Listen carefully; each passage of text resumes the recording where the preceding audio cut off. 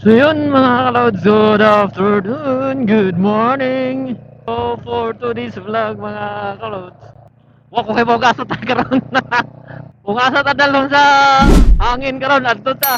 So nay nagsuggest na ho nga si Ma'am Ruby. Shout out ni Ma'am Ruby Jane Escalano. Salamat ang pag-suggest nga ato sa Aya Hill, sa Baybay City. So, shout out po ni Boss Jackie Danilo.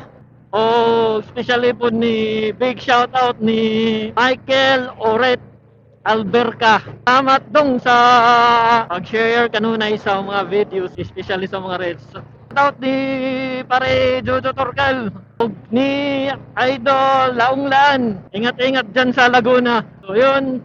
So update na lang mga lods kung kano dito sa may Ayahel, sa may Baybay City. O, let's go! So yun guys, taron sa may Ayahil diri sa may Baybay City. So may entrance fee, regular 50, senior PWD 40, tour operators 40, kids 2 years old below free. So di ana ta karon mga lods. So ang arang lami as adlaw, arang inita, so try na to dire. Pero ingon nila nindot daw ang gabi dire mga lods. Ano man ta? So koy na hununaan nga sa kumulakaw. So let's go.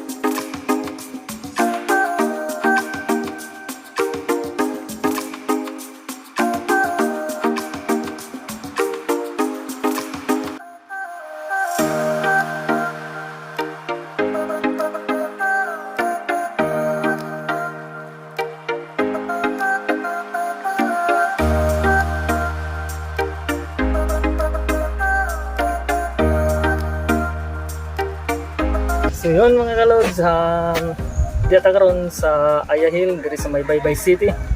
So actually mga kalods, bagong gi-open ang Ayahil, ang kaning gitawag nila o Rainbow Slides.